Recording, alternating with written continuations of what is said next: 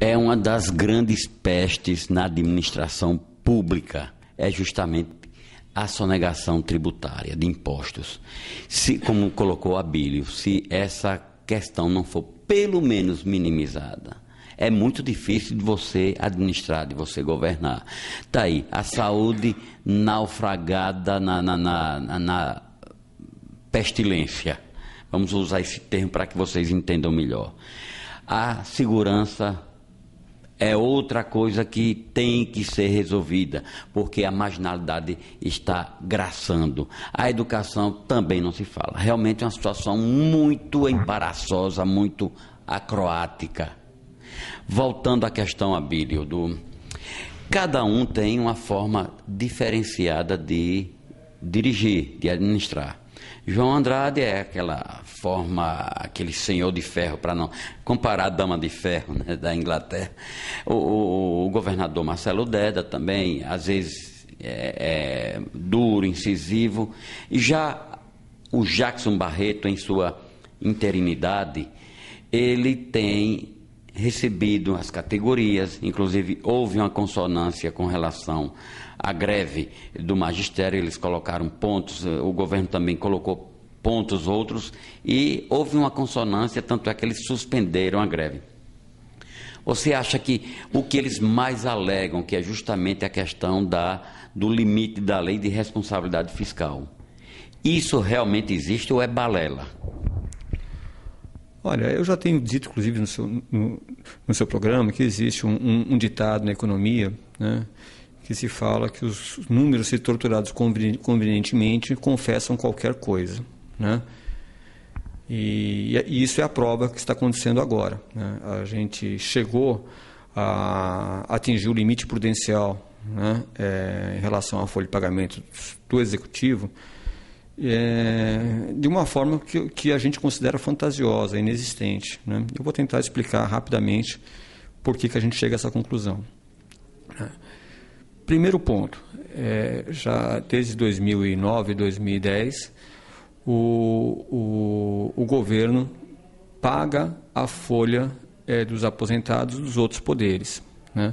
Por que isso é errado? Vou explicar rapidamente. A LRF, né, ela define como 60% os gastos com folha de pagamento para os servidores públicos de todo o Estado, e sendo 49% do Executivo e 11% para os outros poderes, né? Então, quando você passa a assumir parte da folha de pagamento dos outros poderes para o Executivo, você compromete o limite do Poder Executivo, né? Então, não significa tanto assim os aposentados dos outros poderes, mas só para ter uma ideia, se isso alcançar, por exemplo, 1%, nós já sairíamos do limite prudencial, né, segundo os cálculos do próprio governo. Uma outra coisa, no ano passado, né, não foi dado nenhum grande reajuste aos servidores públicos, salvo aquele 5,5% que foi concedido, né, e que inclusive os professores não receberam, né. Em contrapartida, as receitas próprias do ICMS tiveram um crescimento de 15,2%, né. O FPE, né, que embora tenha sofrido todo aquele abalo por conta da redução do IPI em cima dos veículos novos e da linha branca, né, além de outros produtos, impactou realmente o FPE, que é o Fundo de Participação dos Estados, tanto o FPE quanto o FPM, né, que é dos municípios, mas ainda assim o FPE teve um crescimento nominal de 3%, ou seja, nós tivemos receitas crescentes, né. Não foi feito nenhum concurso público ano passado que me conste, né? Salvo a admissão de alguns cargos do concurso que foi realizado em 2010 lá na educação, não foi feito nenhum concurso público. Então não houve acréscimo de novos funcionários. O que fez com que a folha aumentasse? Não tem justificativa, né? Uma outra coisa, agora se fala muito, que o que se fala agora direto é o tal do déficit da Previdência, né? Então a Previdência ela está deficitária. Se gastou 480 milhões de reais o ano passado e esse ano se espera gastar 700 milhões de reais. Agora, vamos procurar entender o que é a Previdência, por que está aumentado? Por exemplo, porque servidores estão se aposentando. Eu ia justamente entrar nessa seara agora, me permita. Era a pergunta, você parece ter um poder do vaticínio, viu, o Abílio? Eu cortei bruscamente aí a sua fala. Daqui a 4 anos mais, se prevê aí uma coisa até dotada de irreversibilidades.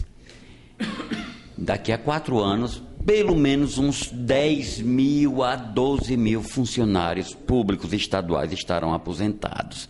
Vai haver uma convulsão, vai haver uma implosão na folha da Previdência. Você concorda? Era justamente alguma coisa nesse sentido que você iria colocar. Exatamente.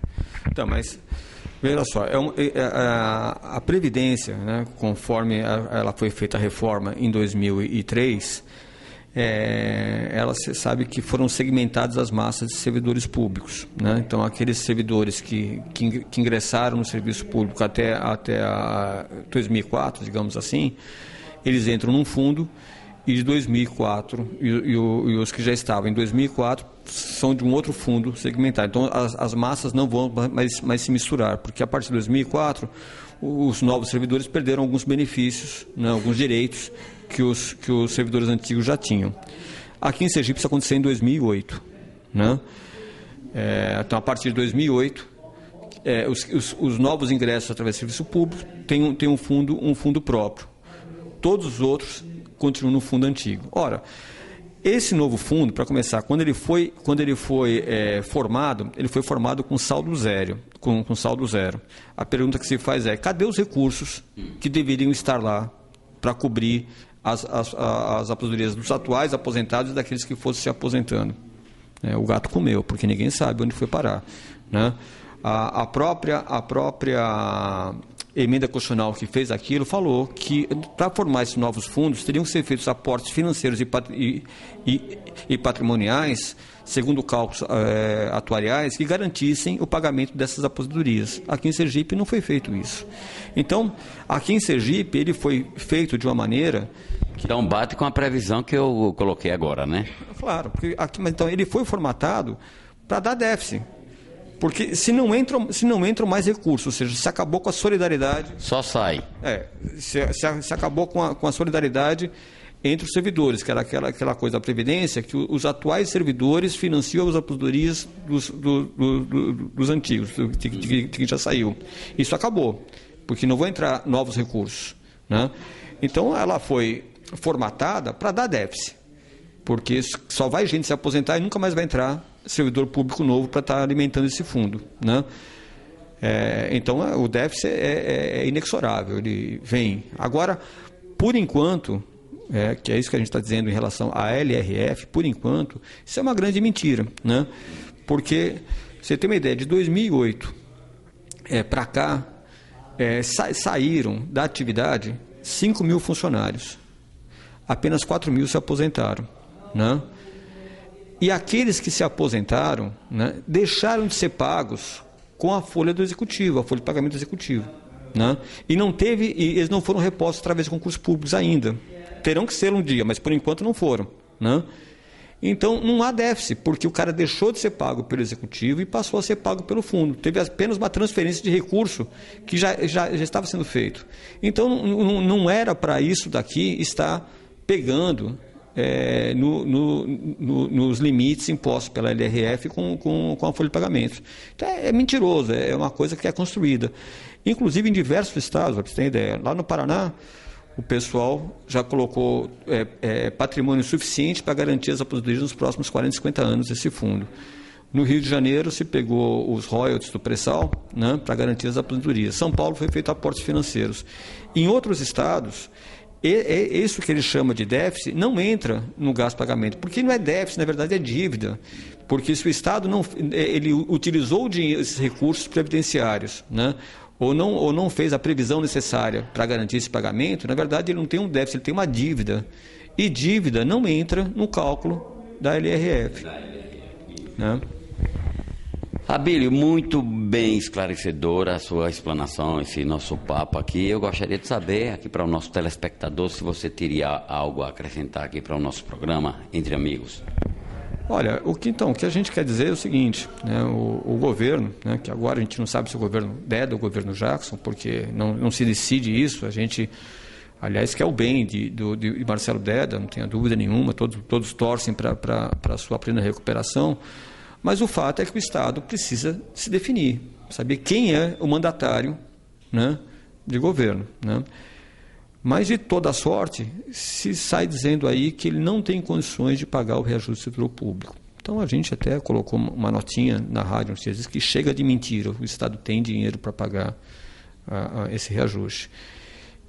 E porque, veja só, todos os trabalhadores, todos aqueles que vivem de salário, né, precisam ter os reajustes anuais para recompor o seu poder de compra, né? Porque é um direito, inclusive um direito constitucional. E um direito constitucional ele se sobressai, ele está hierarquicamente superior a qualquer outra norma. Mas essa norma, a própria norma, né, da LRF, né, ela diz que se atingir o limite prudencial, ficam proibidos novos ajustes salariais, exceto o do reajuste salarial anual. Né? Você pode e deve conceder, porque isso é um direito constitucional.